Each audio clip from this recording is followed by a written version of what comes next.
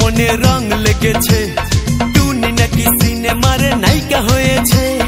রং লেগেছে টুনির রং লেগেছে, টুনি নাকি সিনেমার নায়িকা হয়েছে। সেই ছবিতে নায়ক নাকি থাকবে সাকিব খান, ছবিটার নাম নাকি তুমি আমার জান। টুনির জ্বালায় এবার আমার যাবে রে প্রাণ। রং লেগেছে মনে রং লেগেছে, টুনি নাকি সিনেমার নায়িকা হয়েছে।